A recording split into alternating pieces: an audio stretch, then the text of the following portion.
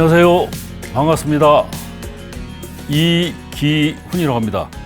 저는 과거에 한국생산성본부에서 기업체 컨설팅 및 강의를 했었는데, 제가 뭐 제약회사에 컨설팅을 나갔다가 컴백을 하니까 회장님께서 부르시더라고요. 그래서 저보고 이제 인사 업무를 좀 해보라고 하시더라고요. 제가 인사 조직을 전공을 해서 그래서 인사 업무를 약 5개월 정도를 했는데, 제가 배운 인사하고 탑이 행하는 인사하고 좀 아니더라고요. 그래서 회장님한테 이렇게 하시면 안 됩니다라고 건의를 했더니 제가 이제 항명하는 걸로 착각을 하셔가지고 저를 이제 코너에 모시더라고요. 그러니까 속된 말로 굉장히 이제 힘든 시간을 맞이하게 됐는데, 뭐 제 밑에 있던 후배가 제 위에 상사로 올라가고 그 후배한테 그 후배인 상사한테 지시를 받고 열받더라고요. 후배보다 월급을 거기다 후배보다 월급을 훨씬 적게 받으니까 뭐 속된 표현으로 그냥 피가 솟구치더라고요. 그런데 그때 제 자존심을 내세우려면 당장 회사를 그만두고 나와야 되는데 그만두고 나올 수가 없더라고요. 왜? 회사에서 받던 급여가 제가 만족스럽지는 않지만 제 삶을 운영해 갈 수 있는 기본 돈은 되거든요. 근데 회사를 그만뒀을 때 회사에서 받던 급여를 벌 수가 없다는 생각이 딱 드니까 회사를 그만둘 수가 없더라고요. 그때 느낀 게 뭐냐면 회사에서 받는 급여는 실제로 자기 몸값보다 더 받고 있다는 것을 그때 느꼈어요. 내가 회사에서 받는 급여가 만족스럽지 않다. 내가 그거보다 더 많이 벌 수 있다라고 한다면 회사를 그만두고 나올 수도 있겠죠. 근데 막상 제가 내가 누군데라는 자존심 갖고 살다가 그 코너에 몰렸을 때 회사를 그만두려고 하니까 그만둘 수가 없더라. 그러니까 그만둘 수 있는 역량이 없었다 하는 얘기죠. 그래서 지금은 좀 약간 차이가 있지만 옛날에는 직장인들이 가장 큰 꿈이 자기 사업이라고 얘기를 했습니다.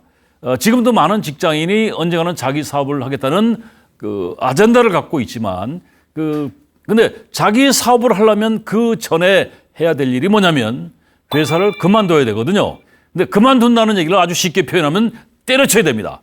그러니까 자기 사업을 하려면 그 전에 회사를 때려쳐야 되는데, 제가 나와서 그 기업에 다니면서 굉장히 많은 회사를 약 1000개 정도의 기업을 다니면서 강의를 했는데, 무수히 많은 저한테 강의를 들었던 친구들을 보면은 회사를 그만 때려치는 것이 아니고 속된 표현으로 이제 정리하고 잘리더라고요. 그러니까 회사를 때려치는 것이 아젠다인데 실제 현상은 잘리더라. 그 차이가 뭡니까? 그게 본인들의 현재 모습이라고 할 수가 있습니다. 그래서 저도 그때 이걸 뼈저리게 느낀 것이거든요. 그때 그래서 철저하게 회사를 그만두겠다는 준비를 해서, 저는 이제 무림이라고 하는데 이 강호에 나와서 이 강의를 한 게 지금 저는 30대의 강의를 기업 강의를 했습니다. 그래서 30년 남짓 굉장히 많은 직장인을 만나서 그 대화를 나눠봤는데, 안타깝게도 직장인들이 직장 생활을 하는데 진짜 열심히 일합니다. 근면성실하게 열심히 일을 하는데 막상 회사를 그만뒀을 때 얻지 못하는 모습들을 보면 굉장히 안타깝다라는 생각이 들더라고요. 그래서 강의 중에 이제 이런 얘기를 많이 하는데도 못 알아듣더라고요. 왜냐하면 현실이 아니기 때문에. 그래서 오늘 제가 여러분하고 대화를 나누는 주제가 숨만 쉬는데도 피가 마른다. 이게 지금 40대라든가 50대는 이 시간이 있습니다. 준비할 수 있는 시간이 있는데 60대, 70대 이분들도 오늘 제 말씀을 듣고 다시 한번 생각해 보시고, 앞으로 100세 시대니까 100살까지 살아야 된다고 하면 지금 0.7을 곱해야 되니까 100세라고 해도 이제 70살이거든요. 그걸 어떻게 살아갈 것인지를 같이 한번 생각을 해보도록 하겠습니다. 저는 제가 건강 관리하는 차원에서 이제 등산을 굉장히 오래 했는데 백두대간을 2번 종주했습니다. 그리고 3번째 종주하다가 한 3분의 2 정도 종주하다가 무릎이 조금 손상이 돼서 종주를 못했는데, 뭐 땅끝 기맥이라든가 뭐 한강 기맥이라든가 춘천 환종주라든가 뭐 이거를 이제 매주 산을 다닙니다. 그러니까 등산만한 운동이 없습니다. 그래서 노후의 생활비를 세이브하는 데 가장 좋은 방법 중에 하나가 건강 관리거든요. 그래서 제가 산악회를 이제 쫓아다니는데 제가 이제 은평구에 사는데 주말에 토요일 날 연신내에서 첫 전철을 5시 반에 탑니다. 그럼 이제 양재에서 이제 그 산악회 버스를 타고 이제 가는 목적지가 이제 각 산악회 이제 산을 찾아다니는데 저도 지금 놀랐는데 토요일 날 연신내에서 첫 전철을 탔는데 7, 80대 어르신 남녀 공이 마찬가지입니다. 굉장히 많은 사람들이 이런 시간에 전철을 타고 가시는데 처음에 이제 의문이 들더라고요. 어디로 가시는지, 저 사람 뭐하러 이 시간에 이런 시간에 어디 가나. 몇 번 이렇게 보다가 제가 궁금증을 어찌 해소하기 위해서 제가 물어봤어요. 지금 어디 가십니까? 라고 물어보니까 일하러 가신다라고 얘기하더라고요. 일하러 가는 데가 뭐요? 다 허드렛 일을 하러 가시는 거거든요. 그게 뭐 때문에 가시느냐? 생활비 때문에 일을 하러 가시는 겁니다. 그러니까 지금 7, 80대의 어르신들 약 80%가 생활비를 벌어야 된다고 합니다. 이게 현실이거든요. 제가 경기도 모 시에서 55세, 65세 된 양반들한테 4시간, 노후 설계에 대해서 4시간씩 4번 이 강의를 한 적이 있었는데 그때 질문을 매 차수마다 질문을 해봤어요. 노후에 지금 제일 걱정되는 것이 뭐일 것 같습니까? 라고 물어보니까 뭐라고 얘기하냐면 제일 먼저 나오는 게 이구동성으로 나오는 게 첫 번째가 생활비, 두 번째가 건강, 세 번째가 일자리, 네 번째가 어디서 살아야 되느냐, 친구, 이런 얘기들 똑같더라고요. 제일 먼저 나오는 게 생활비야. 그러니까 죽기 살기로 일을 했는데 나이 먹었을 때 제일 걱정되는 게 넘버원이 생활비더라고요. 그래서 이게 하루아침에 생활비를 어찌할 수 있는 게 아니거든요. 삶은 6가지를 가지고 저글링을 하는 것 같아요. 그러니까 여러분들 훌륭한 저글러가 되지 않으면 6가지 저글러가 되지 않으면 어느 날 갑자기 노후에 생활비를 벌 수 있는 게 아니거든요. 중요한 건 나이 먹었을 때 노후에 돈이 없으면 죽은 목숨입니다. 나이 먹고 노후에 돈이 없으면 죽은 목숨이나 마찬가지예요. 얻지 못하거든요. 그래서 이 젊을 때부터 이걸 생각을 하셔야 되는데 이게 어느 날 나이 먹어서 이걸 가지고 저글링 하는 게 아니에요. 그러니까 일본은 신입사원 때 CDP 교육을 합니다. 생애설계 교육을 하거든요. 그러니까 모 자동차 회사는 오늘 최고의 자동차 회사인데 거기는 30대, 40대, 50대 생산직에 계신 분들한테 생애설계 교육을 합니다. 그런 앞서가 있는 회사들도 있어요. 근데 첫 번째가 건강, 살아가면서 관심사 가져야 될 것이 건강, 두 번째가 배우자, 가족, 그 다음에 재산, 그 다음에 일, 친구, 취미, 이 6가지를 가지고 저글링을 하는데 연령대별로 관심사가 좀 가중치가 좀 다를 수는 있겠죠. 근데 젊을 때는 일이 우선이고 재산을 증식하는 데 이제 우선을 가져야 되겠죠. 근데 건강도 소홀히 하면 안 되죠. 그리고 이제 지금 나이 먹은 사람들이 또 노후에 가장 고민스러운 것 중에 하는 게 취미. 이거 쉽게 해서 노는 방법을 모르니까 놀 줄도 모릅니다. 실제 그런 사례가 굉장히 많이 있더라고요. 근데 이것이 하루아침에 만들어지는 것이 아니고 젊을 때부터 그런 관심을 갖고 있어야 되는데 중요한 게 여러분들 제가 여러분하고 같이 오늘 말씀드리는 얘기가 숨만 쉬는데도 피가 마른다. 생활비. 지금 40이나 50인 분들은 지금부터 준비할 수가 있겠죠. 근데 60대, 70대 이분들은 이거 하루아침에 만들어낼 수 있는 게 아닙니다. 그래서 이걸 잘 정리를 해서 어떻게 만들어 갈 것인지 한번 생각을 해보셔야 되는데 노후 준비 못하는 결정적인 이유가 뭐냐? 이거는 제가 만든 게 아니고 KB금융지주연구소에서 전국 주요 도시에 거주하는 20대에서 80주일에 접어든 사람들 300명을 대상으로 설문조사한 얘기입니다. 그 결과가 뭐냐면 노후 준비 못하는 가장 큰 이유가 소득 부족이라고 얘기를 합니다. 두 번째가 물가 상승, 예기치 못한 사고, 자녀 교육, 결혼, 재무정보, 지식정보. 이 재무정보, 지식정보라는 것이 무슨 얘기냐면 우리 사람들은 재테크에 대한 지식이, 지혜가 굉장히 없습니다. 그 나이 먹어서 노후에 또 아주 낭패를 보는 가장 큰 이유 중에 하나가 뭐냐면 금융사고입니다. 금융사고가 뭡니까? 이게 결국 재테크에 대한 지식이 없기 때문에 그 없는 돈 모아 빚내서 모아 투자해서 사기당하는 금융사기가 노후 준비 못하는 노후의 가장 큰 리스크 중에 두 번째입니다. 그게 뭐냐면 재무 지식에 대한 지혜가 없다는 얘기죠. 그래서 이 소득 부족은 왜 소득 부족이 오느냐? 우리는 죽도록 일만 하는데 죽을 때까지 먹고 사는 걱정을 하는 가장 큰 이유가 뭐냐 이거죠. 그래서 이 은퇴 5대 리스크 같이 연결해서 보면 이 은퇴라는 거는 사실은 이제 은퇴가 아니고 노후 5대 리스크입니다. 그러니까 은퇴는 저는 그런 생각을 갖고 있는데 은퇴는 물러나서 숨는다가 은퇴거든요.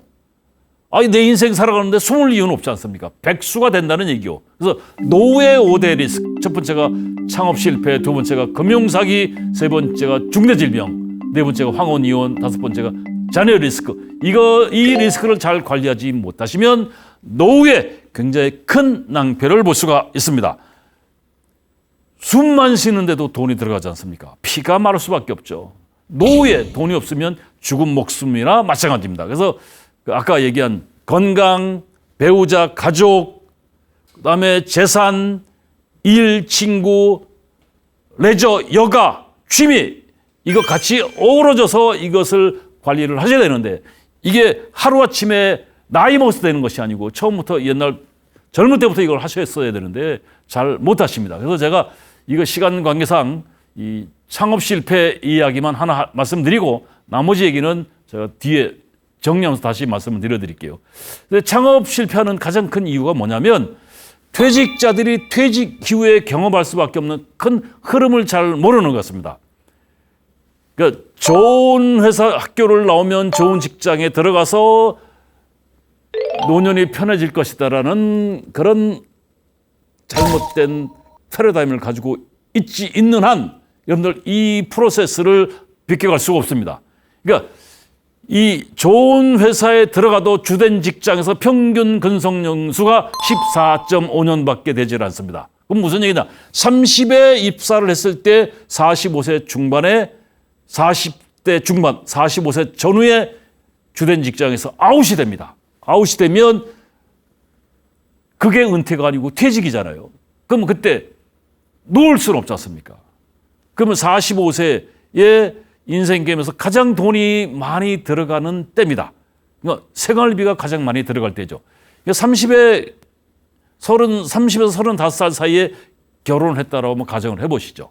그러면 45세쯤 되면 자녀가 둘이라고 한다면 이제 초등학교 다니는 자녀들이거든요. 그러면 돈이 그 애들 자녀 교육비가 엄청나게 이제 쏟아져 들어가는데 그때 돈이 가장 많이 들어가는 타임의 시작점에서 퇴사를 하게 되면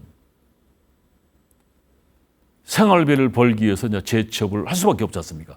창업부터 시작하지 않습니다. 왜냐하면 창업을 하게 되면 실패한다는 약이 이건 제가 길거리 자랑하는 사람 보고 물어보세요. 창업하면 몇 프로 망합니까?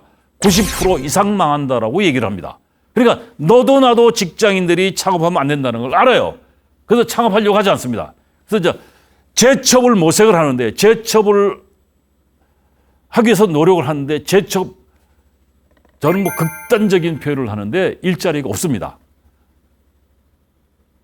그만큼 재취업할 수가 없습니다. 그리고 45세라고 한다면 이제 중간 관리자, 뭐 과장, 차장쯤 되는 나이들인데 과차장 이 사람들은 어느 기업이든 대기업이든 중견기업이든 중소기업이든 구조조정 정리해고의 대상자들이거든요.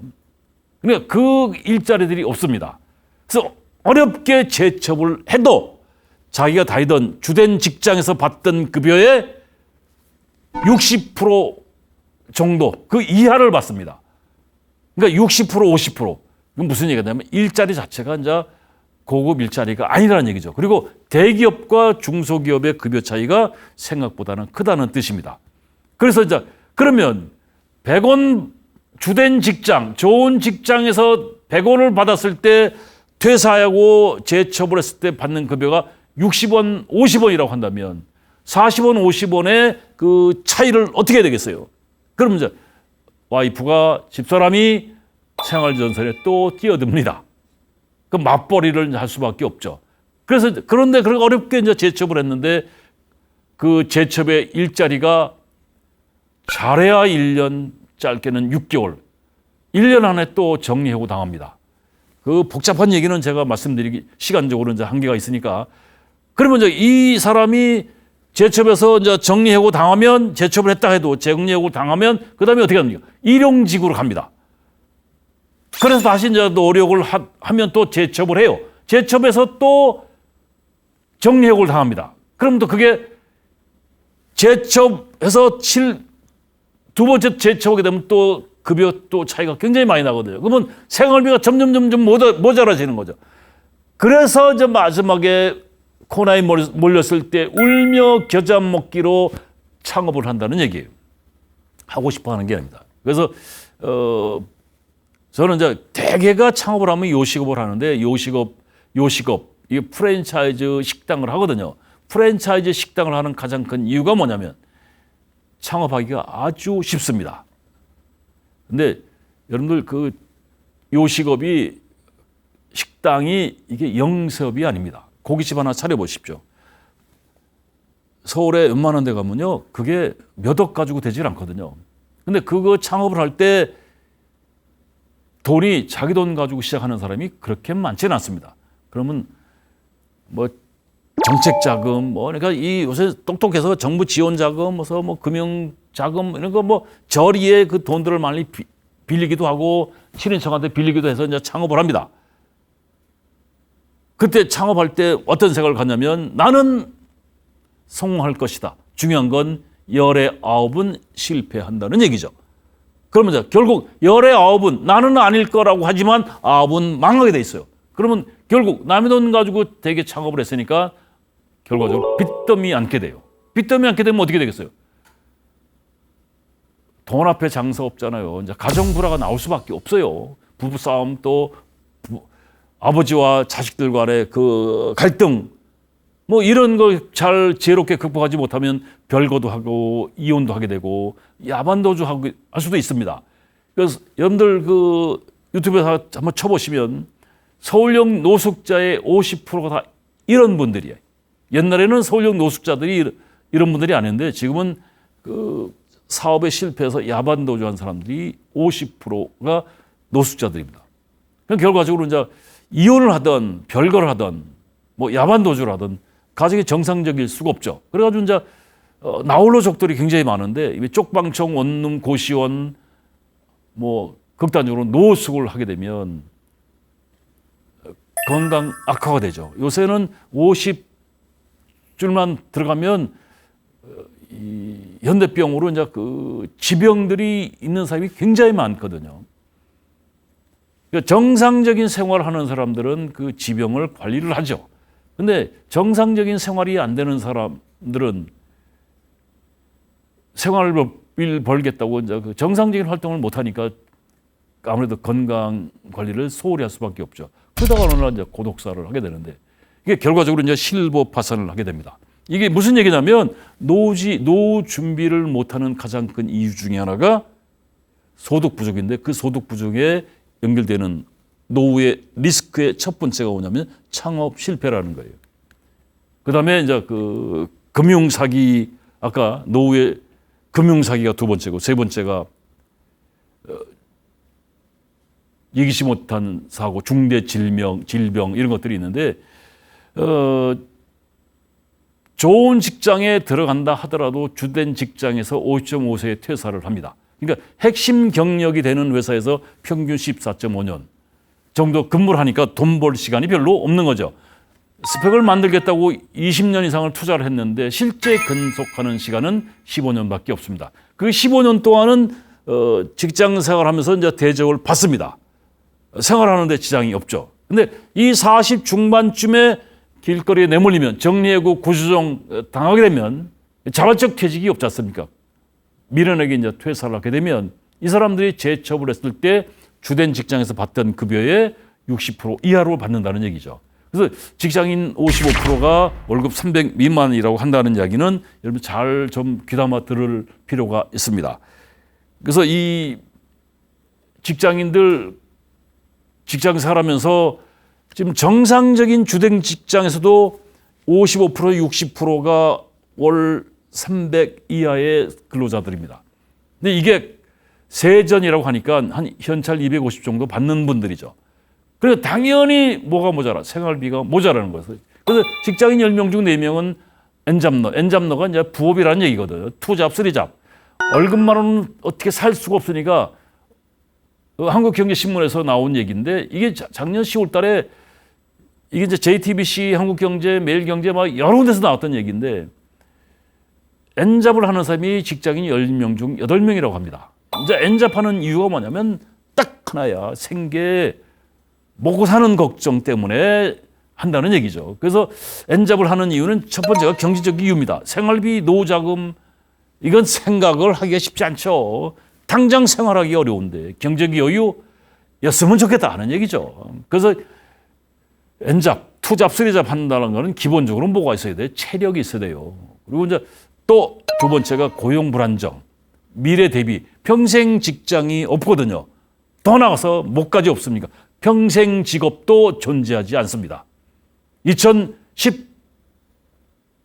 2015년도 KBS에서 명견말이라는 프로그램이 굉장히 곽광을 받던 시절이 있었습니다. 지금도 명견말이라는 책이 굉장히 많이 팔리고 있는데 그때 이구동성으로 하던 소리가 20년 안에 2015년도 그 시점에서 20년 안에 지금의 일자리의 50%가 사라진다라고 얘기를 했습니다. 그러니까 지금 9년, 10년이 지났으니까 그 당시의 일자리의 50%, 거기 50%가 사라진다고 했으니까 지금 그 당시의 일자리의 50%에서 25%가 사라졌다고 가정을 해보면 굉장히 혼란이 올 수가 있겠죠. 그래서 이 많은 직장인들이 부업을 하는 가장 큰 이유가 첫 번째는 경제적인 이유가 있지만 두 번째는 그 미래 설계가 안 된다 하는 얘기예요. 그래서 이제 부업을 하는 겁니다. 그래서 300만 원 미만의 근로자들이 지금 55%, 60%인데 요새 늘 이게 이제 요새 화두가 되고 있는 것인데 노후의 적정 생활비가 369만 원이 있어야 된다고 얘기를 합니다. 실상은 최소 생활비 벌기도 벅찹니다. 의식주, 여행, 여가, 손주 용돈 369만 원. 실제 212만 원 이것도 어렵다고 하더라고요. 지금 이거 한번 생각해 보세요. 이거 지금 뭔가가 있다는 건데 제가 여러분하고 지금 만나기 전에 제가 유튜브 굉장히 많이 보거든요. 유튜브에 노후 생활비에 대한 것들을 수십 개를 봤는데 하나같이 이렇게 얘기를 하는데 대안이 없어요. 지금 제 말씀 듣는 30, 40, 50인 분들은 준비할 수 있는 시간에도 있죠. 근데 60, 70, 80 이분들은 어떻게 준비를 하시겠어요? 이게 보통 시간 게 아니거든요. 숨만 쉬는데도 돈 피가 마른다. 이게 대한민국 퇴직자들이 사는 법. 이게 하나은행에서 나온 보고서입니다. 이게 제목이. 그 생활비 어떻게 할 것이냐. 여러분들 이거 같이 한번 고민을 해봐야 되는데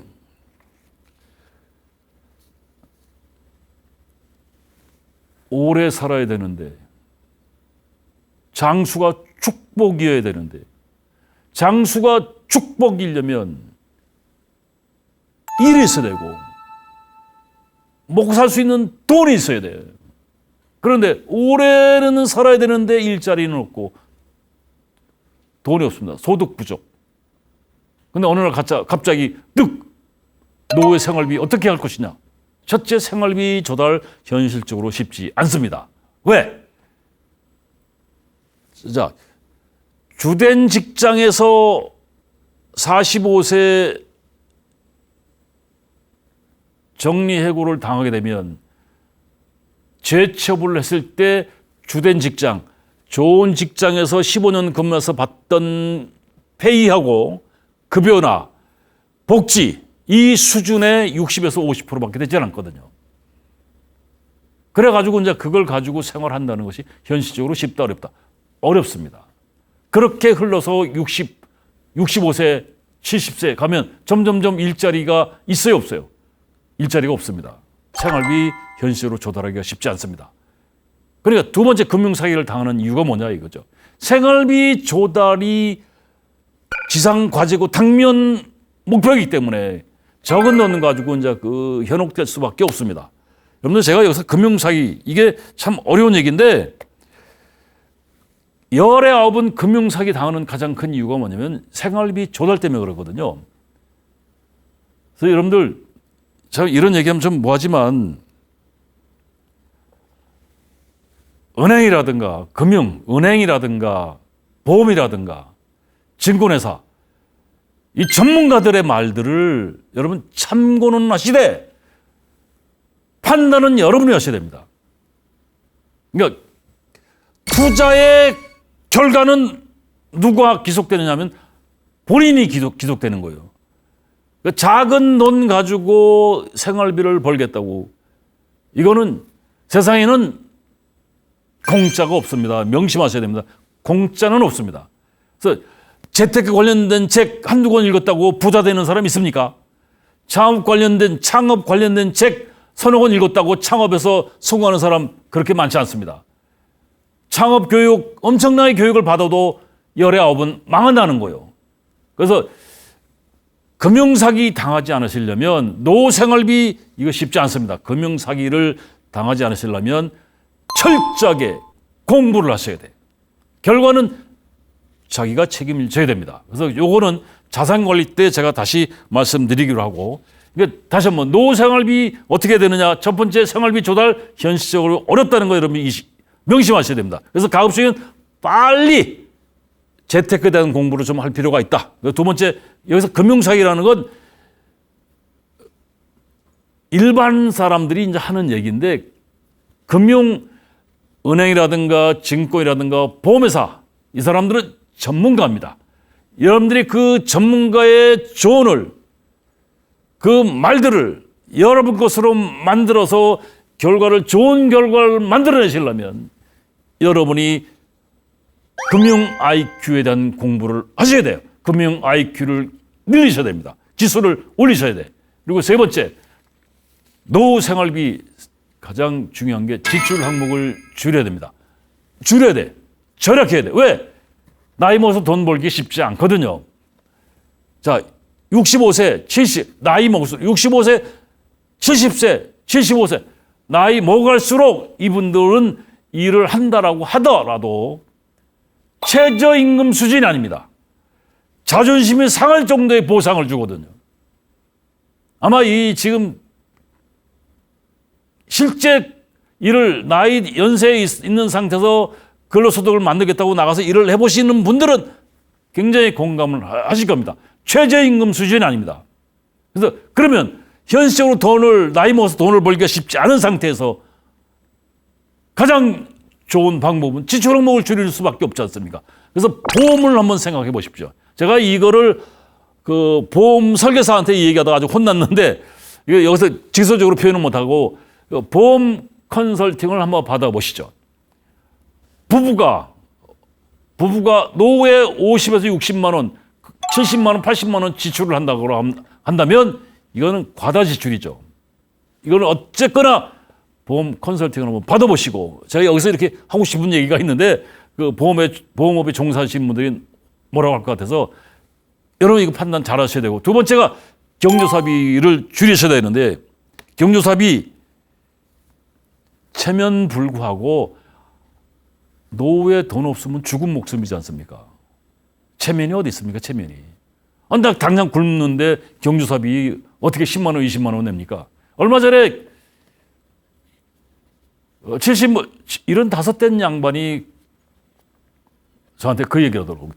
아유, 이 형. 예, 선배님. 우리 친구가 그 애가 늦게 결혼하는데 호텔에서 결혼시킨대. 근데 그 밥값만 10만 원이 넘는데 그 축의금 얼마 내야 돼? 20만 원, 30만 원 내야 돼? 뭐 이리 얘기하더라고요. 그래서 형님 그냥 가세요.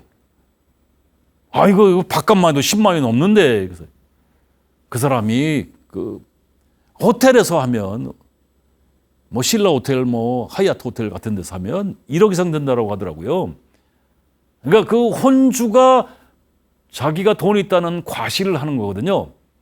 그 가서 이렇게 빚내주는 것만도 고마운 거예요. 그 사실 그러면 거기 이제 초대할 때 축의금 안 맞습니다라고 하는 것이 정답이죠. 그 75살 되신 양반이 돈 5만 원 내는 것도 쉽지 않아요. 근데 그 가는 사람이 20만 원 내야 되느냐, 30만 원 내야 고민한다. 그러면 그 사람 한 달 고생해요, 한 달. 실제 한 달 생활비 얼마 되겠어요, 그 양반이 갖고 있는 게. 그래서 체면 불구하고 경조사비는 줄여라. 그리고 세 번째, 지출 항목 중에서 나이 먹으면 가장 많이 들어가는 게 뭐냐면 의료비거든요. 예기치 못한 순간들이 온다는 얘기요. 그러니까 의료비, 병원비 약값을 줄여야 되는데 결국 나이 먹어서 이게 젊으나 남녀노소 공이 젊은 사람이든 나이 먹은 사람들은 공이 들어가는 생활비는 거의 비슷합니다. 이제 항목들이 약간 달라지는데 나이 먹어갈수록 굉장히 많이 들어가는 비용이 뭐냐면 의료비예요. 그 의료비, 병원비 약값 줄일 수 있는 방법은 뭐가 있습니까? 그러니까 생활비 의식주가 기본이지 않습니까? 이건 이제 최저 생계비인데 의식주 중에 식비 줄일 수 있는 방법이 별로 없죠. 그래서 저는 그런 얘기합니다. 의료비가 식비보다 더 많이 들어갈 수가 있습니다. 그래서 줄이는 가장 좋은 방법은 잘 먹어라. 어르신들이 부부가 사는데 먹는 걸 아낀다고. 먹는 걸 아끼게 되면 결국 어떻게 해요? 몸이 망가질 수가 있어요. 몸이 망가지면.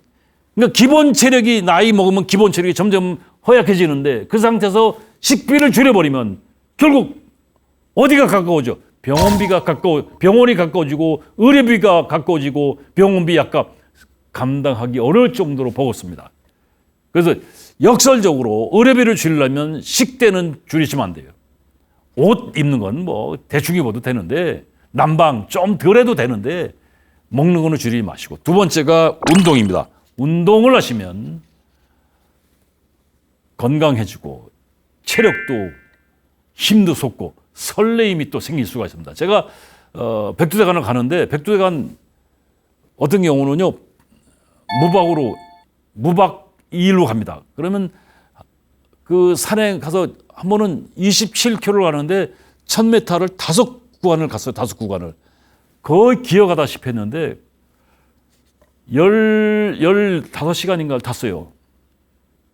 여기를 왜 왔나 진짜 막 가는데 뭐 진짜 그 고통이 따르더라고요. 이게 재작년 얘기인데 그 내려오니까요 해냈다는 자신감 플러스 설레임이라는 것들이 생기더라고요. 그래서 이게 그러면서 새로운 꿈도 생기고 속으로 그런 얘기합니다. 돈 벌었네. 병원 가는 걸 몇 회를 줄일 수가 있잖아요. 그 집에 와서 집사람이나 애들한테 그런 얘기를 합니다. 야, 아버지가 훌륭한 일 했다. 아빠 뭔 일?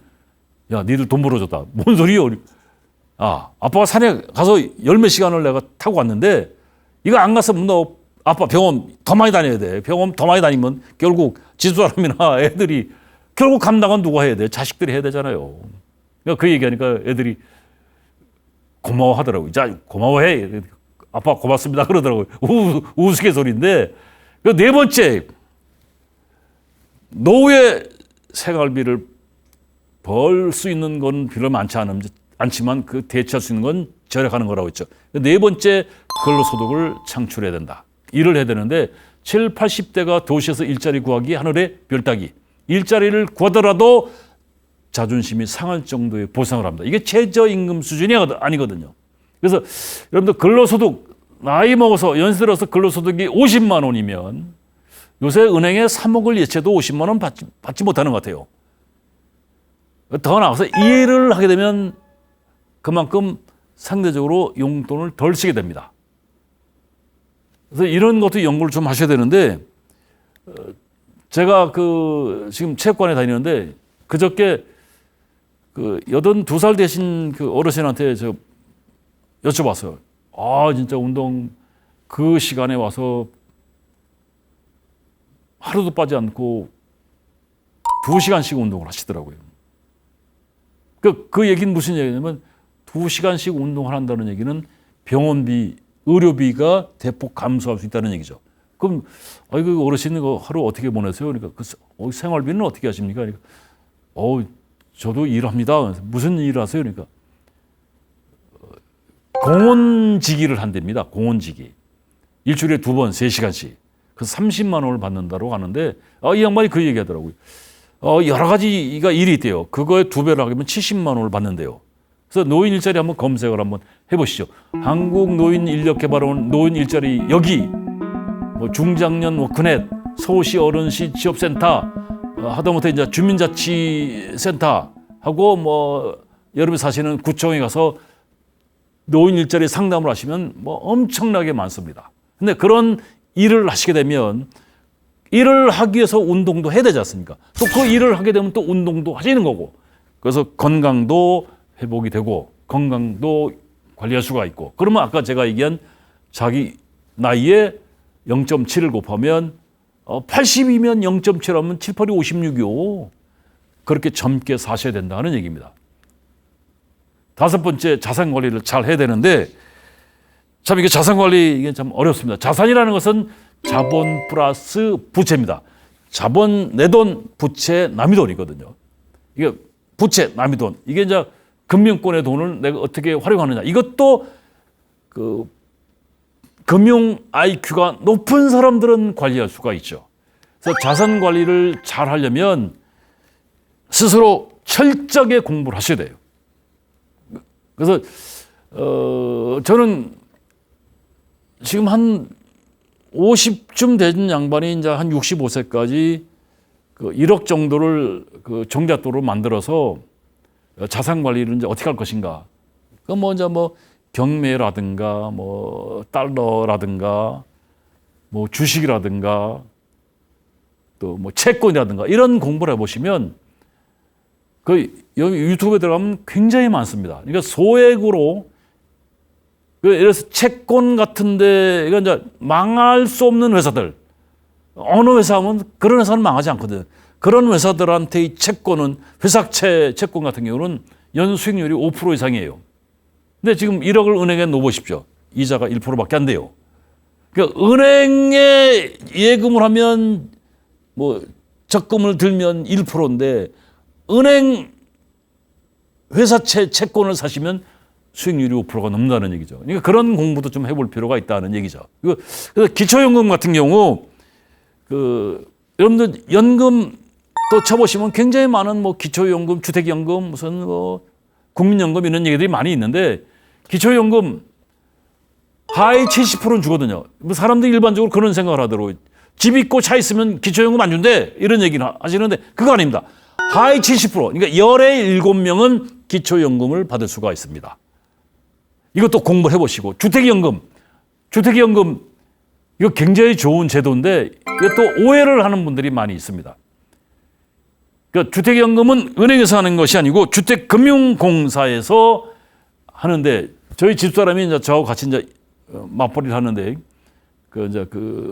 시장조사 리서치를 합니다. 제가 이제 은평구에 산다고 아까 말씀드렸는데 불광동에 비싸지 않은 연립에 혼자 사는 할머니들이 이제 굉장히 많은데 이 양반들한테 이제 집사람이 이제 리서치를 하다가 이 양반들이 뭐 이 치아 없는 할머니들이 굉장히 많아요. 자식들이 그걸 못 해주는 거야. 돈이 없으니까. 그걸 냉면 한 그릇 먹고 싶은데 냉면 한 그릇 못 사 잡수죠. 그 돈 뭐 10,000원이라고 칩시다. 자기 주머니에 10,000원이 있는데 그 돈을 10,000원을 가지고 못 사 먹어. 자식들이 와서 사주기를 기대하는데 자식들이 그 사줄 여력이 없어요. 물론 사주는데 자기도 생활하기 쉽지 않잖아요. 그러니까 사주기를 기대하고 있는데 못 사주는 거예요. 서로 불행합니다. 그래서 우리 집사람이 주택연금 가입하라고 하니까 이거 그 빌라 조그만 거 이거 자식들한테 주고 가야 된다고 들질 않는 거예요. 주택연금에. 그런데 몇 할머니들 그러니까 82 먹은 할머니한테 그 무슨 뭐 호남댁이라고 그 우리 집사람이 그 얘기 호남댁 할머니가 그 빌라가 한 2억이래요. 2억. 그러니까 82살인데 만원 한자 80배신 거죠. 그럼 82 된 그 어르신이 앞으로 10년을 사시다면 92살까지 이제 그럼 이제 전후에 이제 그 귀천을 하시는데 10년 연금 받아봐야 그래서 주택금융공사에 들어가서 한번 검색을 해보시죠.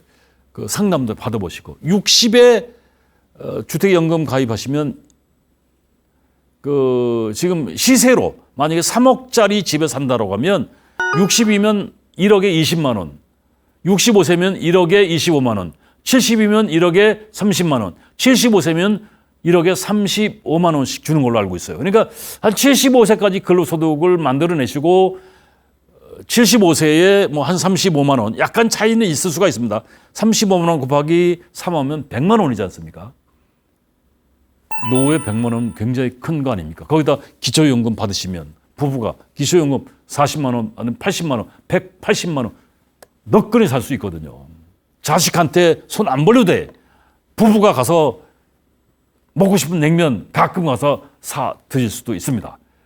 이 호남댁 할머니가 집사람 말에 이 양반이 갖고 있는 집이 빌라가 2억인데 그러면 그 양반이 한 7, 80만 원 주택연금을 받는 한 50만 원만 받는다고 한번 가정을 해봅시다.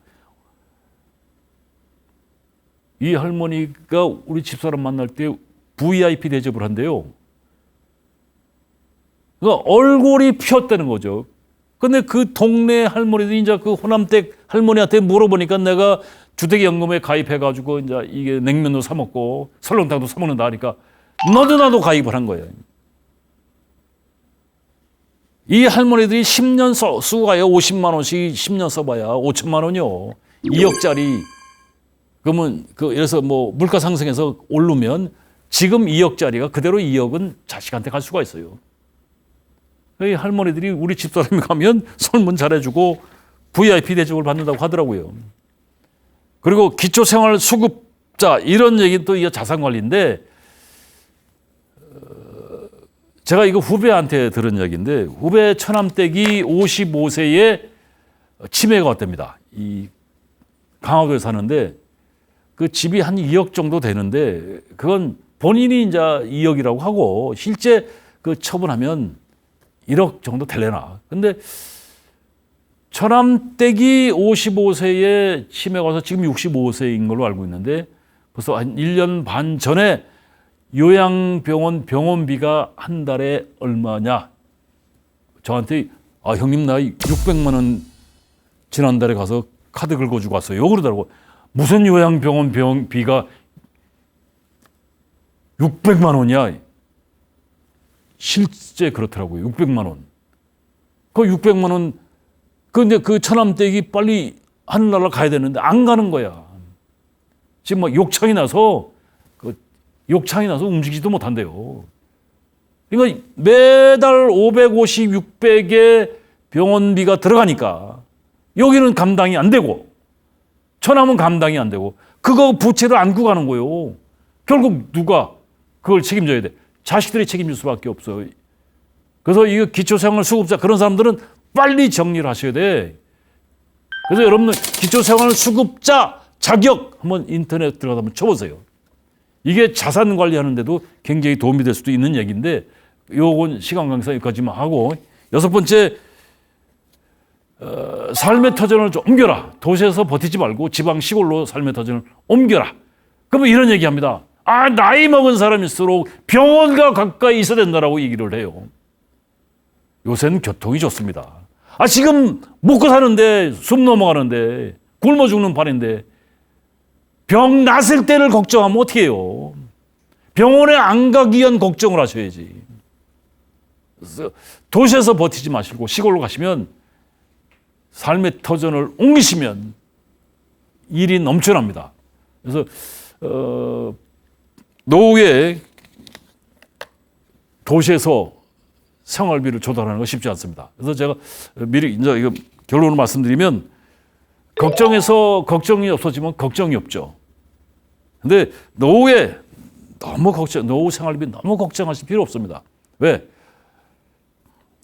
이제 국가가 신경 쓸 수밖에 없습니다. 그러니까 어떤 프레임이 잘 짜지면 서로 편하게 살 수가 있습니다. 그래서 제가 여러분들 전달하고자 하는 메시지는 어쨌거나 공부하셔야 됩니다. 공부하시면 믿을 구석은 여러분 자신밖에 없습니다. 자식 돈, 세상에서 가장 무서운 돈이 자식 돈이라고 합니다. 그래서 자식들 돈이 아니고 내가 어떻게 움직여갈 것인가를 공부하시면 노후의 생활비로 걱정할 필요 없다는 생각이 듭니다. 자, 제 말씀 여기서 정리하겠습니다. 고맙습니다.